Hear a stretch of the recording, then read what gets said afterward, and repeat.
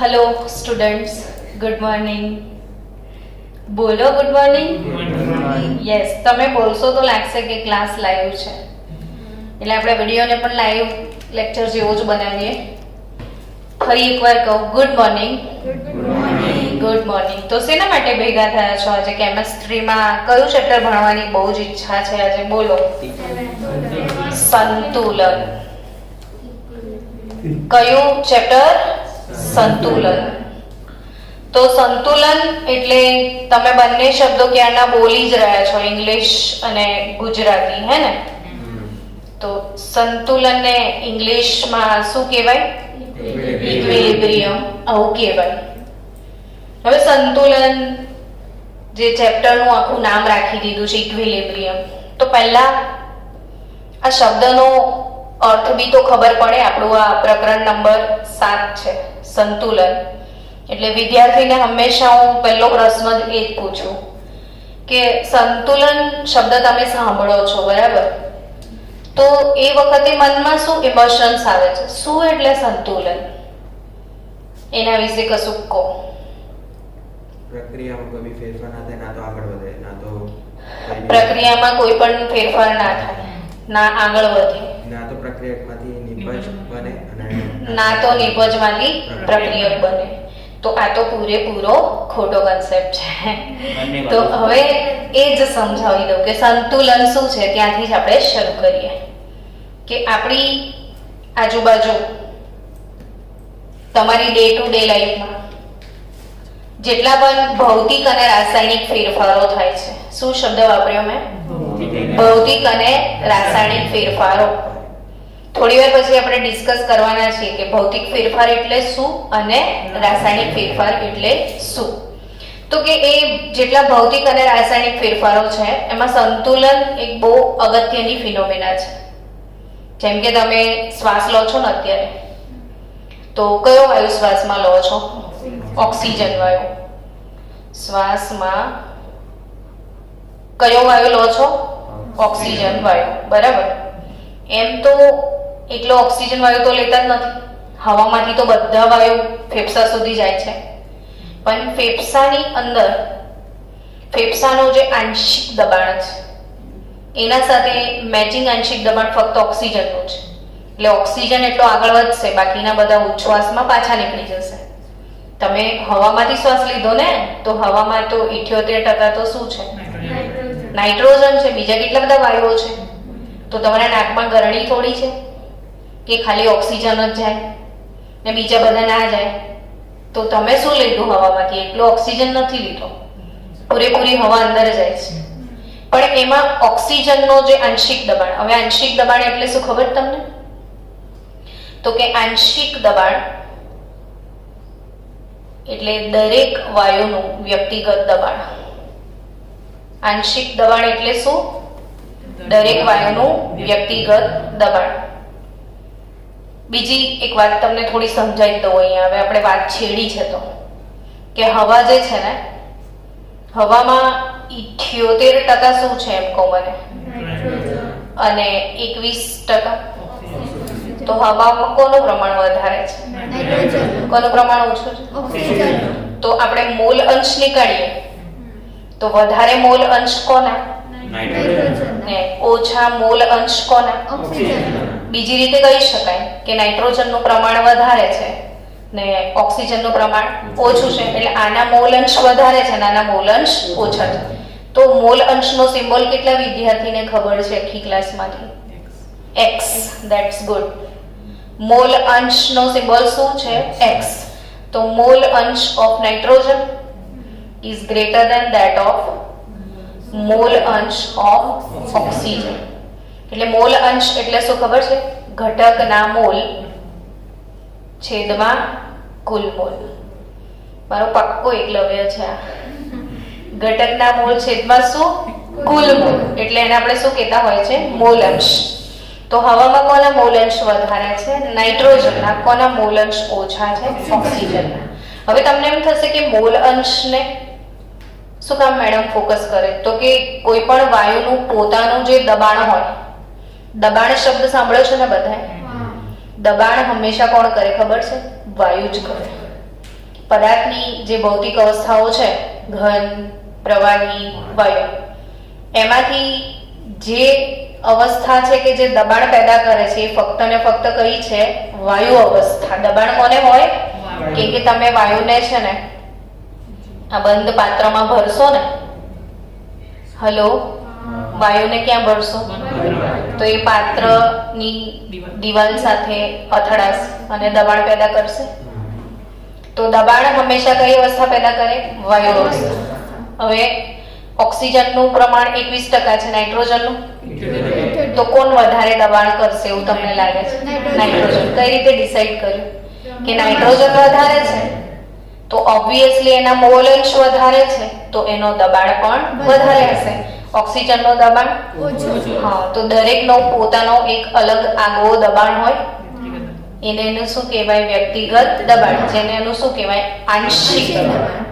તમે કોઈ આવી રીતે પાત્ર હોય ને એમાં નાઇટ્રોજન વાયુ ભરી દેવાનો ને દબાણ માપવાના સાધન સાથે એને કનેક્ટ કરી દેવાનો. બેરોમીટર દબાણ માપવાના સાધનનું નામ શું હોય? ને એમાં કયો વાયુ ભરી દો? નાઇટ્રોજન વાયુ. તમે તાપમાન શેનાથી માપો છો?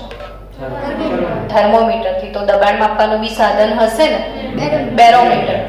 અને થર્મોમીટરમાં મર્ક્યુરી હોય છે ને મર્ક્યુરી ઉપર આમ રેસ થાય છે, એમ આમાં પણ મર્ક્યુરી જ હોય છે ને મર્ક્યુરીની જે હાઈટ હોય ને એના પરથી દબાણ માપી શકાય.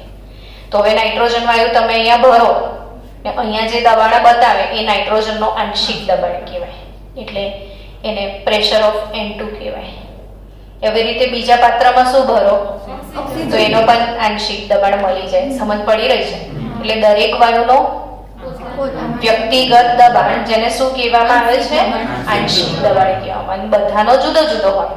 આ રૂમમાં તમે આટલા સ્ટુડન્ટ બેઠા છો ને તો દરેકને પોતપોતાનું વજન હશે ને, તો બધા જેવું સેમ હશે કે અલગ અલગ હશે? પર્ટિક્યુલર પોતાનું જ હશે ને, તો એને તમારું આંશિક વજન કહી શકાય ને. એમ દરેક વાયુને પોતાનું શું હોય છે? દબાણ, જેને શું કહેવાય? એનું આંશિક દબાણ. સમજી રહ્યા છો? હવે એ આંશિક દબાણ કોનું વધારે છે? નાઇટ્રોજનનું. કોનું ઓછું છે? ઓક્સિજનનું. કેમ? તો કે આંશિક દબાણ શોધવાનું સૂત્ર ભણી લો કોઈકને. મોલ અંશ ઇન્ટુ પી ટોટલ. કોઈ પણ વાયુનું જે આંશિક દબાણ હોય ને એ શોધવાનું સૂત્ર શું છે? મોલ અંશ ઇન્ટુ પી ટોટલ. મોલ અંશ into P total. For example, આ એક પાત્ર છે, બરાબર? આમાં તમે ઓક્સિજન વાયુ ભરી દીધો છે. કયો વાયુ ભરી દીધો છે? ઓક્સિજન વાયુ. પછી થોડોક નાઇટ્રોજન વાયુ બી ભર્યો છે. પિંક કયો છે?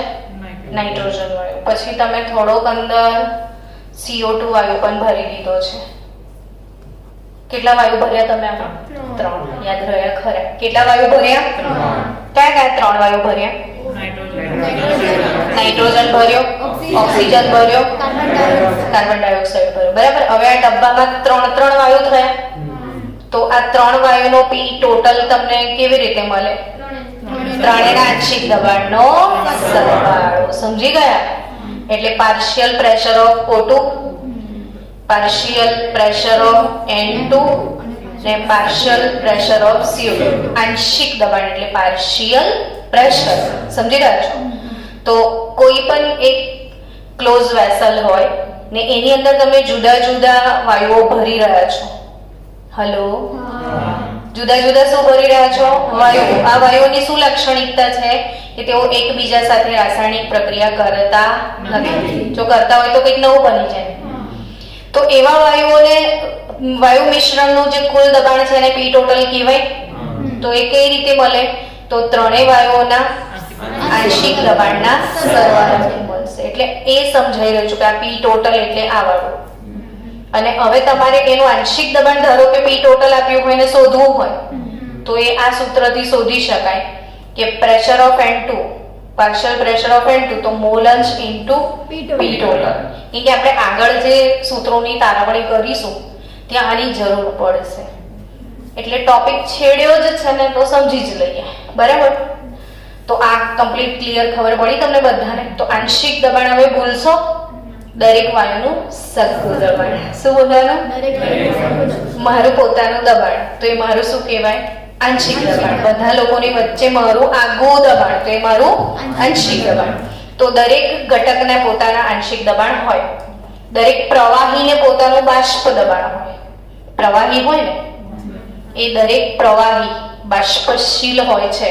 આ શબ્દનો અર્થ ખબર છે તમને? દરેક પ્રવાહી બાષ્પશીલ હોય છે એનો અર્થ સમજાવો. કે દરેક પ્રવાહીમાં બાષ્પ તો હોય ને હોય. તમે એક બોટલમાં પાણી ભરીને ઢાંકણ બંધ કરી દો ને તો એ બોટલમાં એ પાણીની બાષ્પ પણ હશે. હવે પાણીની બાષ્પ શબ્દ આવ્યો તો બાષ્પ તો વાયુ હોય ને, તો બાષ્પ તો પેલી પાત્રની દિવાલ સાથે અથડાશે તો એ બાષ્પ દ્વારા બી દબાણ પેદા થશે. તો બાષ્પ દ્વારા પેદા થતા દબાણને શું કહેવાય? બાષ્પ દબાણ. સમજ્યા? તો એક વાક્ય મારું યાદ રાખજો. જો આ ગોલ્ડન સેન્ટેન્સ છે કે દરેક પ્રવાહી કેવું હોય છે? બાષ્પશીલ હોય છે. દરેક પ્રવાહી કેવું હોય છે? બાષ્પશીલ. અને એ બાષ્પ દ્વારા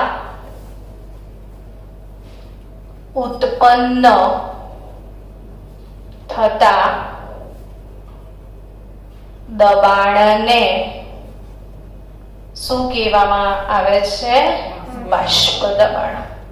તો બે કન્સેપ્ટ ક્લિયર?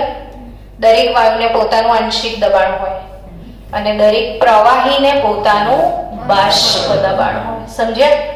પાણીને બી પોતાનું બાષ્પ દબાણ હોય, પ્રેશર ઓફ H2O કહેવાય.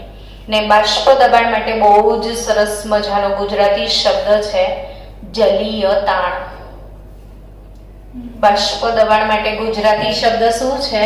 જલીય તાણ. પાણીના બાષ્પ દબાણ માટે. હા, તો ઇન શોર્ટ બાષ્પ દબાણ એટલે શું? ફરી એકવાર રિપીટ મારી દો તો દરેક પ્રવાહી કેવો હોય? બાષ્પશીલ. અને એની પોતાની બાષ્પ દ્વારા જે દબાણ પેદા થાય એને શું કહેવાય? અને દરેક વાયુનું પોતાનું જે દબાણ છે એને શું કહેવાય? આંશિક દબાણ. હવે તમે ફેફસા સુધી પાછા પહોંચી જાઓ. શ્વાસ લો, બધા લીધો? કયો? બધા જ વાયુ અંદર ગયા? ફેફસો ફૂલ્યો આમ એટલે ફેફસાનો દબાણ બી વધ્યો. તો ફેફસામાં તો તમને ખબર છે ને લોહીની બહુ બધી નળીઓ છે, બ્લડ કેપિલરીઝ. એ બ્લડ કેપિલરીઝમાં શ્વસન રંજક, બાયોલોજી વાળા બાળકો શબ્દનો અર્થ સમજાવશે. શ્વસન રંજક કોણ છે? હિમોગ્લોબિન. તમે તો યાર જાણકાર માણસો છો. શ્વસન રંજક કોણ છે? Haemoglobin, Hb. અને Hb હિમોગ્લોબિન ઓક્સિજન સાથે સંકીર્ણ બનાવશે. કેમ કે Hb સાથે સંતુલન ફક્ત ઓક્સિજન વાયુનું થશે બીકોઝ ઓફ આંશિક દબાણ. ખાલી કોનું આંશિક દબાણ મેચ થઈ રહ્યું છે અહીંયા? જો આપણે શ્વાસ લઈએ ત્યારે ફેફસો ખુલે કુદરતી રીતે, એની અંદર હવા ભરાય એટલે એનો દબાણ શું થાય? વધે. ને એનો આંશિક દબાણ એ વખતે મેચ કરી લેશે ઓક્સિજન. એટલે ઓક્સિજન લોહીમાં સંતુલન જાળવી દેશે, લોહીમાં ભળી જશે. અને લોહીમાં કોણ છે? હિમોગ્લોબિન સાથે સંકીર્ણ બનાવી દેશે, ઓક્સી હિમોગ્લોબિન સંકીર્ણ. હવે એવું લોહી ક્યાં જાય? તો કે પેશીમાં જાય. તો ફેફસો ફૂલ્યો તો એવી પેશી ફૂલેલી ના હોય, પેશી તો નોર્મલ હોય. તો પાછું એનું બાષ્પ દબાણ ઘટી જાય એટલે ઓક્સિજન છૂટી જાય. સમજ્યા? અહીંયા ફૂલ્યું તું તો ઓક્સિજન બેસી ગયો હિમોગ્લોબિન સાથે. હવે એ લોહી ક્યાં ગયું? ફેફસામાંથી પેશીઓમાં ગયું ને. તો પેશીઓમાં ગયું ત્યાં પેશીઓમાં દબાણ ઓછું હશે તો ઓક્સિજન જોડે મેચ નથી થતું એટલે ઓક્સિજન છૂટી ગયો એટલે બોડીમાં જતો રહ્યો ઓક્સિજન. પણ એ વખતે કોની જોડે મેચ થાય ખબર છે? કાર્બન ડાયોક્સાઇડ સાથે. તો એ વખતે કોણ બેસી જાય? CO2. હવે આવું લોહી પાછું ફેફસામાં આવે, ફેફસો ફૂલે તો CO2 છૂટી જાય અને O2 બેસી જાય. તો એ સંતુલનની જ ઘટના થઈ ને. સમજાય તમે? બટ આપણે કેમિસ્ટ્રીના સંતુલનની વાત કરીએ છીએ. હા, જસ્ટ હું તમને એ સમજાવી રહી છું કે બાયોલોજિકલ સિસ્ટમ જે પણ છે, મતલબ જેટલા જૈવિક પ્રણાલી છે આપણા બોડીની અંદર, જેટલી જૈવ રાસાયણિક પ્રક્રિયાઓ છે એમાં સંતુલન બહુ અગત્યનો ભાગ ભજવે છે. એન્વાયરમેન્ટલમાં જે પર્યાવરણીય પ્રક્રિયાઓ છે એમાં બી સંતુલન બહુ જરૂરી છે. તો કેમિસ્ટ્રી પોઈન્ટ ઓફ વ્યૂ હવે આપણે સંતુલનની પ્રક્રિયાને થોડુંક આગળ વધારીએ કે સંતુલન શબ્દ એટલે શું? તો તમે આજ સમજાવી શક્યા નથી, બટ 2 મિનિટ પછી તમે વિશ્વાસ છે કે બધા લોકો મસ્ત જવાબ આપવાના છો. આપશો ને? હા, કોઈ પણ રાસાયણિક પ્રક્રિયા હોય તો એ પ્રક્રિયક થી કઈ તરફ થાય? નિપજ તરફ થાય. પ્રક્રિયકને ઇંગ્લિશમાં શું કહેવાનું છે? બોલો. હા, રિએક્ટન્ટ. શું કહેવાય પ્રક્રિયકને? રિએક્ટન્ટ કહેવાય. હવે આપણે પ્રક્રિયક એટલે હંમેશા આ ફિક્સ થઈ જવું જોઈએ મગજમાં. ને નિપજને ઇંગ્લિશમાં શું કહેવાય? પ્રોડક્ટ. ને પ્રોડક્ટ માટે શું શબ્દ વાપરીશું? પી. તો કોઈ બી રાસાયણિક પ્રક્રિયા પ્રક્રિયકથી કઈ તરફ થશે? નિપજ તરફ. અથવા કોઈ ભૌતિક પ્રક્રમ લઈ લો, જેમ કે બરફ છે તો H2O સોલિડ એવું કહેવાય. એ પીગળી જશે તો H2O લિક્વિડ એવું કહેવાય. આ ભૌતિક ફેરફાર છે.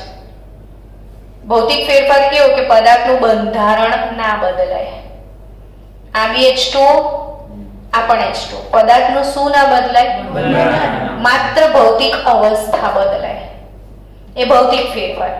પણ આમાં શું, ફોર એક્ઝામ્પલ કેલ્શિયમ કાર્બોનેટ છે સોલિડ, એને હું ગરમ કરી દઉં તો calcium oxide plus carbon dioxide gas મને મળશે.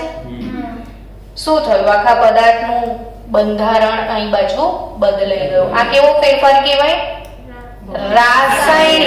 રાસાયણિક ફેરફાર કહેવાય. ને આ કેવો કહેવાય? ભૌતિક. તો ભૌતિક રાસાયણિક ફેરફાર વચ્ચેનો તફાવત ખબર પડી ગઈ ને, કે ઘનમાંથી પ્રવાહી, પ્રવાહીમાંથી ઘન, પ્રવાહીમાંથી વાયુ, વાયુમાંથી પ્રવાહી, આ બધા ભૌતિક ફેરફારો છે. પણ આ કેવો ફેરફાર છે? રાસાયણિક ફેરફાર. આ બાજુ જે હોય એને પ્રક્રિયક કહીએ છીએ, ને આ બાજુ હોય એને શું કહેવાય? નિપજ કહેવાય. આ પ્રક્રિયક અને આ શું? ઓકે. હવે પ્રક્રિયકથી તમે કઈ તરફ આવો છો? નિપજ તરફ. ફરીથી લખું છું, બરાબર? પ્રક્રિયક એટલે રિએક્ટન્ટ, નિપજ એટલે શું? પ્રોડક્ટ. પ્રક્રિયક એટલે રિએક્ટન્ટ ને નિપજ એટલે શું? પ્રોડક્ટ. તમે પ્રક્રિયકથી કઈ તરફ આવો છો? તો એ પ્રક્રિયાને પુરોગામી પ્રક્રિયા કહેવાય. કઈ કહેવાય? પુરોગામી. ચલો ઇંગ્લિશમાં શું કહેશો એવું કહો તો ફોરવર્ડ રિએક્શન. કેવું કહેવાનું? Each and every Gujarati word સાથે આપણે ઇંગ્લિશ વર્ડ કમ્પલસરી ભણવાનો છે. સમજી રહ્યા છો? 12th અહીંયા પતી જશે ને પછી તમે ક્યાંય બી ફ્લાય કરશો તો કહીએ ગુજરાતી આવવાનું નથી. તો બી અવેર ઓફ ધેટ. ને ત્યાંથી જ ઇંગ્લિશ શીખવાની શરૂઆત કરીએ આપણે. તો પ્રક્રિયક માંથી શું મળે છે? નિપજ. કેવી પ્રક્રિયા કહેવાય? ફોરવર્ડ. કયું રિએક્શન? ચલો તો નિપજ આ ને આ બંને ભેગા થાય ને કેલ્શિયમ કાર્બોનેટ પાછો મળે તો એ નિપજમાંથી શું થયું? પ્રક્રિયા. તો એ કઈ પ્રક્રિયા કહેવાય? પ્રતિગામી. કઈ પ્રક્રિયા? તો એના માટે શબ્દ છે રિવર્સ રિએક્શન. સમજી રહ્યા છો? તો કોઈ એવી પ્રક્રિયા, બધી પ્રક્રિયા જરૂરી નથી કે પ્રક્રિયકમાંથી નિપજ બને તો નિપજમાંથી પ્રક્રિયક પણ બને. દૂધમાંથી દહીં બને પછી ઊંધું જ કરો ના થાય ને. દહીંમાંથી દૂધ, ચા બનાવવા દૂધ નથી, ચલ થોડું દહીં કન્વર્ટ કરી તો ધેટ્સ નોટ પોસિબલ. તો એ પ્રક્રિયા ના ચાલે. અહીંયા કેવી પ્રક્રિયાઓની વાત છે કે જે આ બાજુ પણ થાય છે ને આ બાજુ પણ થાય છે. બધી પ્રક્રિયા આવી રીતે હોતી નથી. હવે ક્વેશ્ચન રાઈઝ થાય કે જે પુરોગામી પણ થાય ને પ્રતિગામી પણ થાય, એ પ્રક્રિયાઓને શું કહેવામાં આવે છે? બોલો. પ્રતિવર્તી પ્રક્રિયાઓ. કોને પ્રતિવર્તી પ્રક્રિયાઓ કહેવાય? જે પ્રક્રિયા પુરોગામી દિશામાં પણ થાય અને કઈ દિશામાં થાય? પ્રતિગામી દિશામાં પણ થાય. એવી પ્રક્રિયાઓને શું કહેવામાં આવે છે? પ્રતિવર્તી પ્રક્રિયાઓ કહેવામાં આવે છે. શું કહેવામાં આવે છે? પ્રતિવર્તી પ્રક્રિયાઓ. સમજી રહ્યા છો? હવે આજે તો આપણે ચેપ્ટરનો ટાઇટલ હવે સમજીશું કદાચ કે ચેપ્ટરનો ટાઇટલ શું છે? સંતુલન. કોને કહેવાય સંતુલન? બોલો હવે સમજાવજો, કદાચ થોડો ઘણો આઈડિયા આવતો હોય તો. જેટલા પ્રક્રિયાઓમાંથી નિપજો બને. શું શું? પુરોગામી અને પ્રતિગામી. પ્રક્રિયક અને નિપજ બંને બાજુ સમાન હોય ને તો એને સંતુલન કહેવાય. હા, તો હજી પણ કન્સેપ્ટ અધૂરો છે. આપણે કોઈ શબ્દ બોલીએ ને એનો કન્સેપ્ટ ક્લિયર કરવો ને એનું નામ પ્રજ્ઞા મેડમ. એટલે હું અહીંયા તમને મારે કેવું કેમિસ્ટ્રી ભણાવવું છે કે હું જે શબ્દ બોલું ને તમને અંદરથી ખબર પડે કે આનો મતલબ આ થાય. હવે મેં બોલીશ કે આંશિક દબાણ તો તમારા મનમાં ઇમોશન આવશે ખરા? બોલો શું ઇમોશન આવશે? હા, આંશિક દબાણ એટલે શું? વ્યક્તિગત દબાણ. દરેક વાયુનું હું બાષ્પ દબાણ બોલું તો ઇમોશન આવશે? બાષ્પ દ્વારા ઉત્પન્ન થતું દબાણ. એમ હું સંતુલન પ્રતિવર્તી પ્રક્રિયા બોલું તો ઇમોશન આવે. હવે કોને પ્રતિવર્તી પ્રક્રિયા કહેવાય? પુરોગામી અને પ્રતિગામી બંને થતી હોય ને તો સંતુલન કોને કહેવાય? તો કે પુરોગામી પ્રક્રિયાનો વેગ. શું કીધું મેં? પુરોગામી પ્રક્રિયાનો વેગ એટલે VF, rate of forward reaction. વેગને તમે વેલોસિટી કહેતા હશો ને, તો વેલોસિટી ધેટ ઇઝ v. તો અહીંયા પુરોગામી પ્રક્રિયાનો વેગ એટલે VF અને પ્રતિગામી પ્રક્રિયાનો શું? વેગ. તો VR. તો હવે સમજ પડી કે જ્યારે પુરોગામી પ્રક્રિયાનો વેગ અને પ્રતિગામી પ્રક્રિયાનો વેગ સમાન થાય એને શું કહેવાય? સંતુલન. એટલે VF is equal to VR.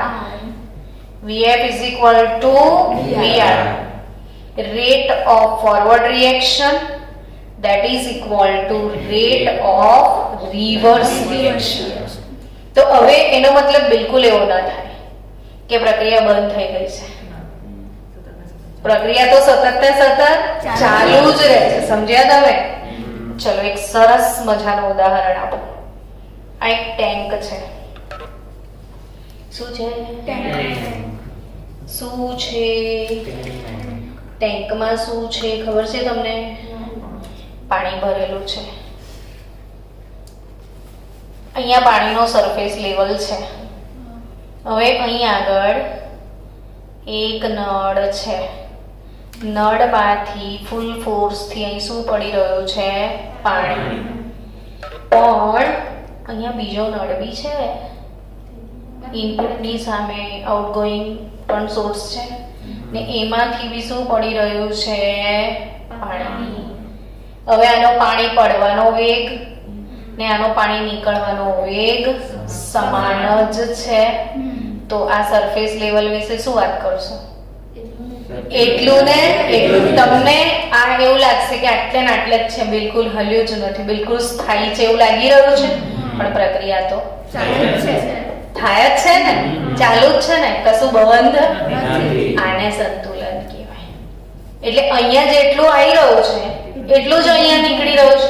અહીંથી જેટલું બનીને આવી જાય છે એટલું રિવર્સમાં આ પણ બની જ જાય છે. એટલે આની સાંદ્રતા પણ અચળ થઈ જશે, આની સાંદ્રતા પણ અચળ થઈ જશે. પરિસ્થિતિ તમને સ્થિર જણાશે પણ પ્રક્રિયા ચાલુ છે. એટલે સંતુલન એ કોઈ સ્થાયી અવસ્થા નથી, ગતિશીલ અવસ્થા છે. કેવી છે? ગતિશીલ. અને જો કોઈ બંધ ડબ્બામાં સંતુલન સ્થપાય ને તો અહીંથી અહીંથી હંમેશા લાઈફ ટાઈમ ચાલુ રહે. તો કરોડો અબજો વર્ષો થઈ જાય, પ્રક્રિયા કદી પૂર્ણ જ ના થાય. સમજ્યા? કેટલાય વર્ષો સુધી આ પ્રક્રિયા પૂર્ણ ના થાય. કેમ ના થાય? સતત ચાલુ જ છે. પ્રક્રિયકથી નિપજથી પ્રક્રિયા આમ જ છે ને. તો એ તો કોઈ દિવસ પૂરું જ થવાનું. તો હવે ટાઇટલ સમજમાં આવી ગયું હશે એવું ધારી લઈએ. તો હવે આપણે ટેક્સ્ટ બુકમાંથી આપણે ચર્ચા તરફ આગળ વધીએ. ટેક્સ્ટબુકનો ટોપિક છે ભૌતિક પ્રક્રમ ભૌતિક પ્રક્રમમાં શું?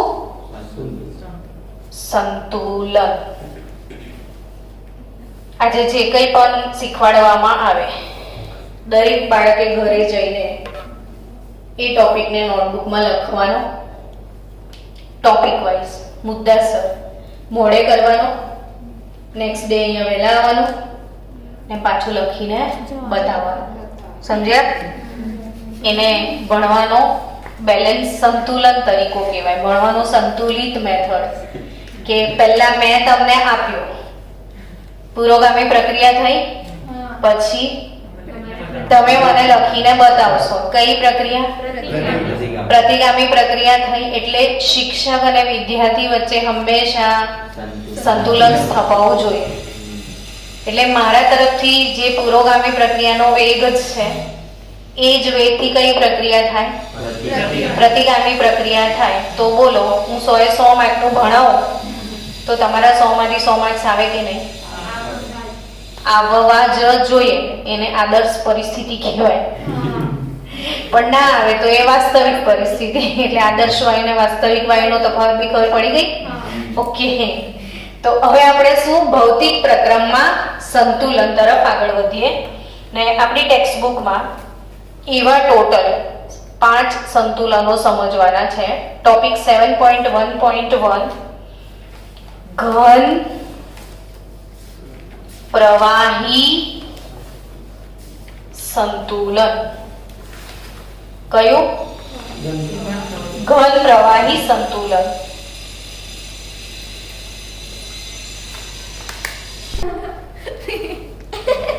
ચલો, આપણો કયો ટોપિક છે? 7.1.1. શું ટાઇટલ છે? ઘન અને પ્રવાહી વચ્ચે સંતુલન. ઘન અને પ્રવાહી વચ્ચેના સંતુલનનું એક સરસ મજાનું ઉદાહરણ લઈએ. તમે થર્મોડાયનામિક ચેપ્ટર ભણી ચૂક્યા છો, બરાબર? એમાં પ્રણાલી શબ્દ ભણેલા હે ને? પ્રણાલીને કેટલા પ્રકાર છે? 3. કયા કયા? બંધ પ્રણાલી, ખુલ્લી પ્રણાલી ને નિરાલી પ્રણાલી. એમાં નિરાલી પ્રણાલી કોને કહેતા હતા? જેમાં ઉષ્મા અને ઉર્જા બંનેનો વ્યય થાય નહીં. Thermos, flask. બસ આ વાતો કરતા કરતા થર્મોસ બનાવી દીધો.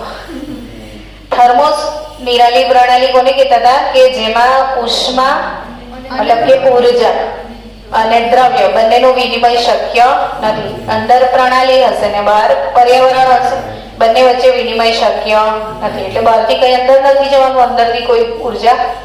એને આપણે શું કહીએ છીએ? Thermos, flask. હવે આ જે થર્મોસ ફ્લાસ્ક છે એની અંદર થોડું પાણી લઈ લો. એવું જ ને? કશું હા ના બોલો. પાણી લેવાનું છે? H2O લિક્વિડ હે ને? ને થોડું શું નાખવાનું કીધું છે? બરફના ટુકડા. શું નાખવાનું કીધું છે? બરફ તો પાણી પર તરસે, ઉપરની સરફેસ પર બરફ રહેશે. હવે આ બંનેને મિક્સ કરી દીધું.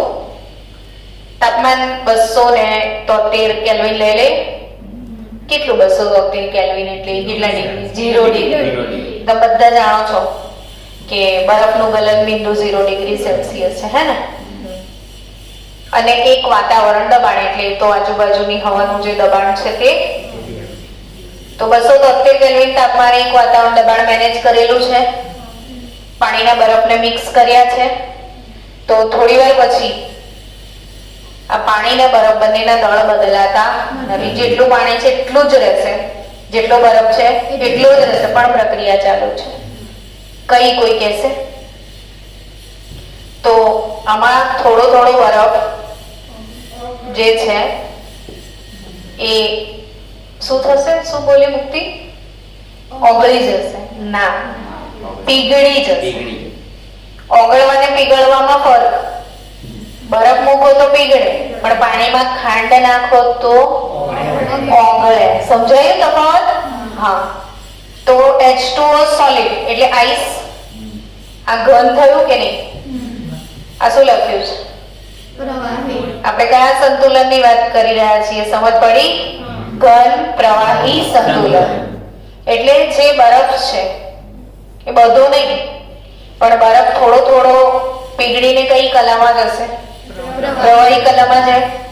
ને એ જ સમયે પ્રવાહી અવસ્થા જે છે એ પ્રવાહીના અણુઓ બરફમાં પણ રૂપાંતરિત થશે.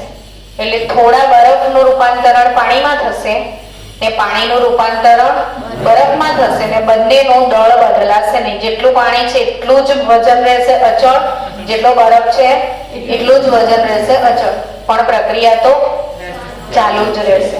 સમજાયું? તો આ કયું સંતુલન કહેવાય? ઘન પ્રવાહી સંતુલન. કયું સંતુલન કહેવાય? સમજ્યા ને? હવે મારે તમને આજે બે શબ્દો જે સમજાવવાના છે એ 12મું ધોરણ એના માટે બહુ જ અગત્યના છે. એટલે આપણે એ શબ્દો વચ્ચે સમજતા જ જઈએ છીએ. વારે વારે વિડીયો જોજો, કન્સેપ્ટ ક્લિયર થઈ જશે. હું તમને એવો ક્વેશ્ચન પૂછું કે બરફ જે તાપમાને પીગળે, શું એને તમે ગલનબિંદુ કહેશો ને?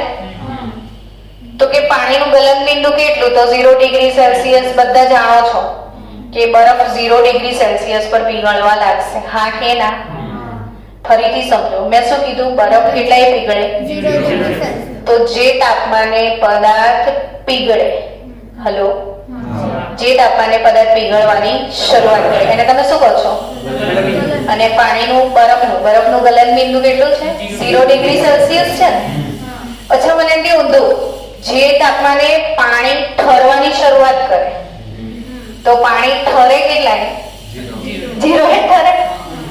તો પાણી ઠરે 0 એ. હમણાં તો એવું કહેતા હતા બરફ પીગળે 0 એ, હવે એમ કહો છો પાણી ઠરે 0 એ. સાચું છે? 0 થી નીચે મારેલા.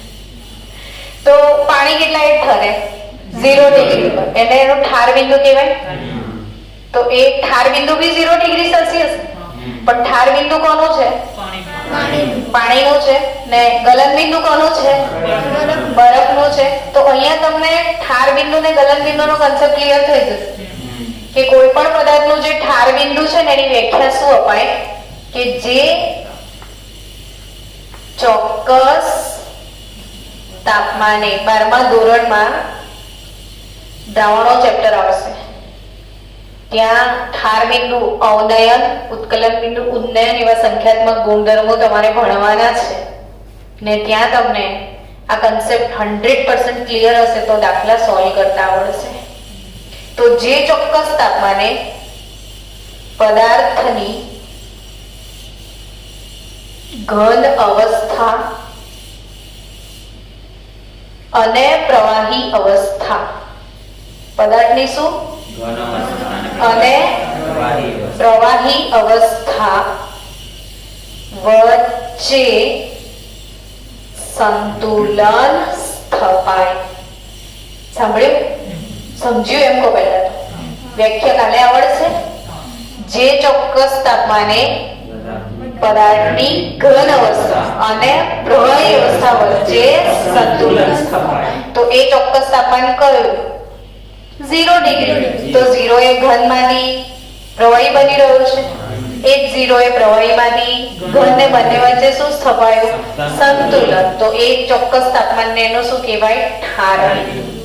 એટલે તમે આટલા મોટા થઈને 12મા સુધી આવ્યા તો ઠાર બિંદુ શબ્દ તો ઘણી વાર સાંભળ્યો હશે, પણ સમજણ તમને આજે પડી હશે.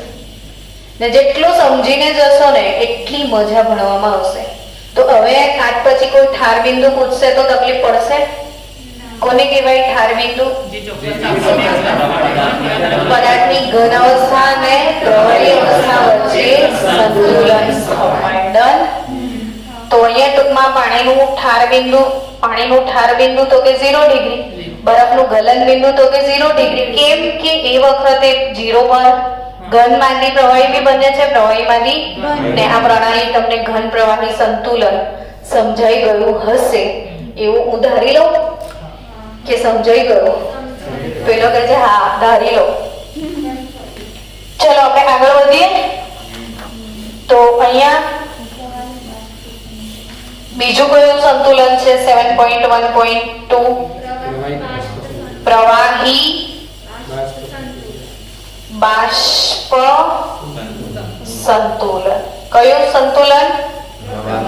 પ્રવાહી બાષ્પ સંતુલન. તો પ્રવાહી બાષ્પ સંતુલનની આપણે ચર્ચા કરીએ. પ્રવાહી બાષ્પ સંતુલન શું હશે?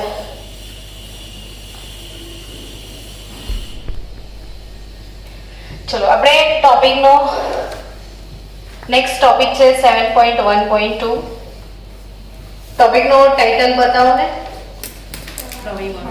પ્રવાહી બાષ્પ સંતુલન. ટૂંકમાં તમે સમજી તો ગયા કે પ્રવાહી અને તેની બાષ્પ વચ્ચેનો સંતુલન હોવો જોઈએ. હવે આ પ્રવાહી બાષ્પ સંતુલન ભણતા ભણતા આપણે બીજા કેટલાક કન્સેપ્ટ પણ ક્લિયર થાય એવા છે જોડે જોડે, તો એને સમજતા જઈશું. માની લો કે કોઈ એક બોટલ તમે લઈ લો. બોટલ જરાક મોટી દોરાઈ ગઈ છે, વાંધો નહીં. હવે આ બોટલને એની અંદર પાણી ભરી દો. શું ભરી દેશો? પાણી. પાણી બાષ્પશીલ પદાર્થ કહેવાય કે ના કહેવાય? કહો તો મને જરા. કોને બાષ્પશીલ કહેવાય? દરેક પ્રવાહીને પણ કોને બાષ્પશીલ કહેવાય એ સમજાવું છું. જેનું બાષ્પમાં રૂપાંતરણ થઈ શકે એ બાષ્પશીલ. મીઠું બાષ્પશીલ ના કહેવાય, મીઠું અબાષ્પશીલ કહેવાય. સમજ્યા? તો પાણી છે તો પાણીમાં એની થોડી ઘણી બાષ્પ હોય. હવે એ જ આ પાણીને કોઈ જગ્યાએથી આપણે થોડી વ્યવસ્થા કરીએ બોટલના બૂચમાંથી અને એને પેલું મેનોમીટરની યુ આકારની નળી લગાવી દઈએ. સમજી રહ્યા છો? આ દબાણ માપવાની વ્યવસ્થા છે. આમાં પ્રવાહી પેલું પારો ભરેલો હોય મર્ક્યુરી, ને એની સપાટી ઊંચી આવશે. અંદર જેમ બાષ્પ બનશે ને એમ એના પરથી એનું બાષ્પ દબાણ મપાશે. હવે હમણાં જ જસ્ટ આ બોટલમાં શું ભર્યું તમે? પાણી. કેમ કે તમારે પ્રવાહી પ્રક્રમ છે ને, તો પાણી એટલે પ્રવાહી કહેવાશે ને? હા કે ના? પ્રવાહી અવસ્થા કહેવાય ને પાણી, H2O. હવે હમણાં જ પાણી ભર્યું છે તો અહીંયા તો ઢાંકણ બંધ છે ને, બંધ પ્રણાલી છે ને. હવે આ બંધ પ્રણાલી છે તો પાણીમાંથી ધીરે ધીરે ધીરે ધીરે ધીરે પાણીના અણુઓનું રૂપાંતરણ શેમાં થવા લાગશે? એવું કહો મને. બાષ્પમાં. પાણીમાંથી થોડી થોડી શું બનવા લાગશે? બાષ્પ બનવા લાગશે. તો પાણીમાંથી બાષ્પ બને ઘટનાને બાષ્પાયન કહેવાય ને. હવે જો બાષ્પ બની તો બાષ્પનો સ્વભાવ તમને ખબર છે કે એ તો ઉડે જ, આમ બેસી ના રહે. ઉડે એટલે આ બધું અહીં બધું આમ તેમ ઉડવા લાગી હશે અને આ પાત્રની દિવાલ સાથે શું થયા લાગી હશે? અથડાવા લાગી હશે અને એના લીધે દબાણ ઉત્પન્ન કરશે એટલે આ મેનોમીટરની સપાટી ઊંચી આવશે. એટલે હમણાં તમે પાણી ભર્યું છે અંદર, થોડા કલાકો સમય મૂકી રાખશો તો ધીરે ધીરે શું બનવા લાગશે? બાષ્પ. ને આ બાષ્પના અણુઓ બહાર નીકળવા માટે મથામણ કરશે ને બહાર નીકળવા માટે કોના જોડે અથડાશે? સપાટી પર અથડાશે અને બૂમો પાડશે, મને જવા દે જવા દે જવા દે. બરાબર? પણ ઢાંકણ શું કહેશે? નહીં જવા દો. અથડાઈ અથડાઈને બિચારું થાકી જશે.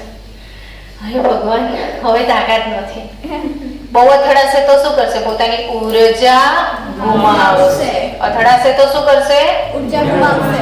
સમજી રહ્યા છો? પોતાની ઉર્જા ગુમાવશે. એટલે પોતાની ઉર્જા ગુમાવશે, થાકી જશે, ગતિ ઉર્જા ગુમાવશે તો ઓછી ગતિવાળા અણુઓ અહીંયા બધા ભેગા થશે. તમે તમારા ઘરે અનુભવ કર્યો હશે કે મમ્મી શાક બનાવે અથવા દાળ બનાવે તો એના પર ઢાંકણ ઢાંકેલું હશે. હવે જ્યારે તમે એ જમવા માટે ઢાંકણ હટાવો અંદરથી કઈ લેવા માટે, તો આખી ઢાંકણની સપાટી પર બહુ બધું પાણી જોયું તમે? ક્યાંથી આવેલું સમજાવો હવે મને. ઢાંકણ પર આવેલું પાણી સમજાવો. તો એ જે વરાળ આવી હશે એ વરાળ બહાર જવા માટે ઢાંકણને પ્રેશર કરતી હશે, પણ ઢક્કન તો બંધ હે.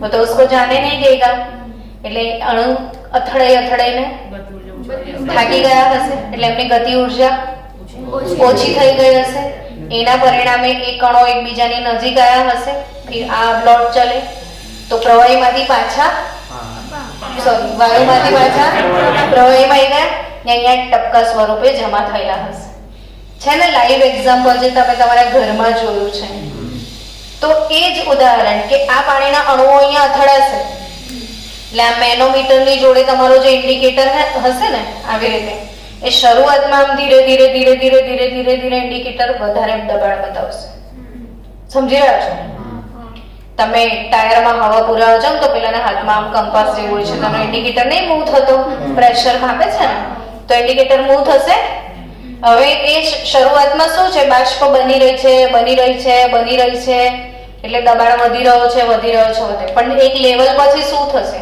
કે આને અહીંયાથી બહાર જવા મળતું એટલે બધા પાણીના અણુઓ એકબીજા સાથે કન્ડેન્સ થવા લાગશે અને પછી જે H2O ગેસ છે એમાંથી પાછું શું બનવા લાગશે પ્રવાહી એટલે પાછું આ ગેસમાંથી પ્રવાહી એટલે ઠારણની ઘટના પણ થશે જ અહીંયા લિક્વિફિકેશન થશે તો અહીંયા પ્રવાહીકરણ બાષ્પાયનનો ઓપોઝિટ શું છે પ્રવાહીકરણ વાળી ઘટના બનશે બરાબર એટલે આ બાષ્પાયન છે અને આ પ્રવાહીકરણ છે હવે ધીમે ધીમે આમાં શું થશે જો કે પહેલા બાષ્પ બનતી હતી તો દબાણ વધ્યું બટ હવે પાછી બાષ્પ શેમાં આવી રહી છે તો દબાણ પાછું શું થાય ઘટશે પછી એક લેવલે આ હલવાનું બંધ થઈ જશે આમ સ્ટેડી ચોંટી જશે એટલે ચોંટી જશે પછી એના આમ જશે કે ના આમ તો તમે શું કહેશો એ સમયે સંતુલન સ્થપાયું છે સમજ્યા એટલે એ સમયે પ્રવાહીના જેટલા અણુઓ છે એનું રૂપાંતરણ વાયુમાં થશે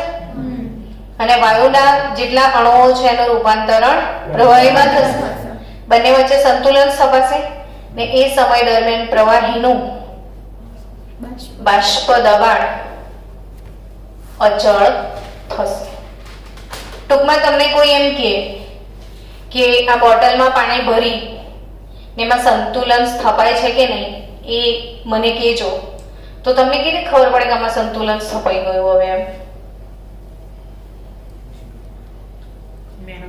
મેનોમીટર થી ખબર પડશે ને જ્યારે આની પિન ચોંટી જાય પિન ફરતી હશે ત્યારે તો પ્રક્રિયા ચાલુ હશે પહેલા પિન આમ આવશે પછી આ સ્ટેબલ થઈ ત્યારે તમે શું કહેશો સંતુલન સ્થપાયેલું છે એટલે કોઈ પણ સંતુલનને ઓળખવા માટે કોઈને કોઈ ક્રાઇટેરિયા બી જોઈએ તો અહીંયા શું અચળ હશે બાષ્પ દળ આગળવાળા સંતુલનમાં પાણીનું અને બરફનું દળ અચળ હતું અહીંયા શું અચળ દેખાશે બાષ્પ દબાણ એટલે તમને ક્લિયર થઈ જશે કે હવે આ બંને વચ્ચે સંતુલન સ્થપાયેલું છે પડી કે નહીં પડી ખબર તો બાષ્પ દબાણ ની વ્યાખ્યા આવડી ગઈ છે બાષ્પ દ્વારા ઉત્પન્ન થતા દબાણને શું કહેવાય બાષ્પ દબાણ એટલે દરેક પ્રવાહીને પોતાનું સઘળું બાષ્પ દબાણ હોય દરેક વાયુને પોતાનું વ્યક્તિગત દબાણ હોય જેને આંશિક દબાણ એમ દરેક પ્રવાહીને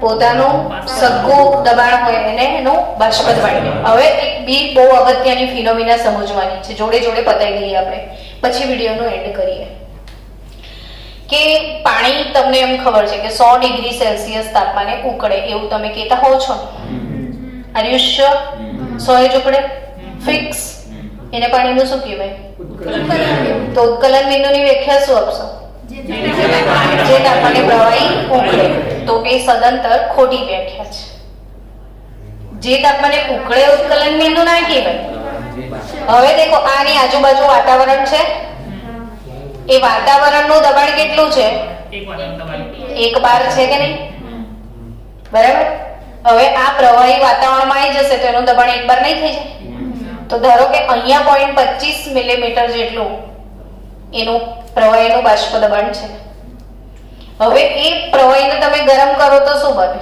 વરાળ તો બધું પ્રવાહી શેમાં કન્વર્ટ થઈ જાય વરાળમાં તો એનું દબાણ કેટલું થઈ જશે 1 બાર જ ને ગરમ કરશો એમ તો એનું બાષ્પ દબાણ વધશે કે નહીં આ કોઈ ચોક્કસ તાપમાને તમે બાષ્પ દબાણ માપ્યું હવે તમે પ્રવાહીને નીચે અહીંયા ગેસ લગાડી દો તો વધારે બાષ્પ બનવા લાગશે તો એનું બાષ્પ દબાણ શું થશે વધશે સમજી રહ્યા છો તો ઉત્કલન બિંદુ એટલે શું ખબર? કે અંદરનું દબાણ બહારના દબાણ જેટલું થઈ જાય. એટલે જે ચોક્કસ